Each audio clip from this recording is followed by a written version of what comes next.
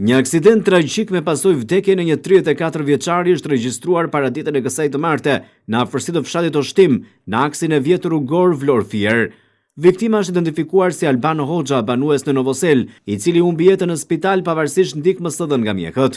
Sipas informacioneve paraprake, 34 vjeçari ishte duke drejtuar një automjet tip Ford, ku dyshohet se ka humbur kontrollin e mjetit duke dalë nga rruga e duke u përplasur me murrin rrethues të qendrës së transferimit të teknologjive bujqësore. Përplasja rezultoi fatale, ndërsa nga pamjet e siguruara në vendngjarje, shihet se automjeti është shkatruar thuajse plotësisht. Për ngjarjen reagoi edhe policia e Vlorës, e cila doli me një deklaratë për mediat. Sipas njoftimit zyrtar, rreth orës 11:10 në aksin rrugor Panajau Novosel, shtetasi me iniciale AH 34 vjeç, dyshohet se humbi kontrollin mbi drejtimin e mjetit dhe si pasojë doli nga rruga, duke u përplasur me murin ansor. Ai u transportua me njëherë drejt spitalit, por nuk arriti të mbijetonte plagëve të marra.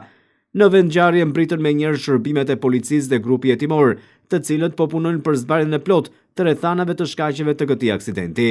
Por 34 vjeçari Albano Hoxha është viktimë e murit pa leje, të ndërtuar nga qendra e transferimit të teknologjive bujqësore në Vlorë.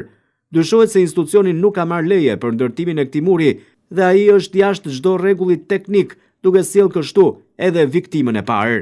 Ndërkaq një aksident automobilistik ndodhi pas ditën e së hënës në zonën e Albano Rominës në Vlorë. Sipas të dhënave paraprake, një automjet është përplasur me një motomjet tjetër, i cili ishte në lëvizje. Si pasojë aksidenti, drejtuesi i motomjetit ka mbetur i plagosur dhe është transportuar me urgjencë drejt spitalit të Vlorës për të marrë ndihmën mjekësore.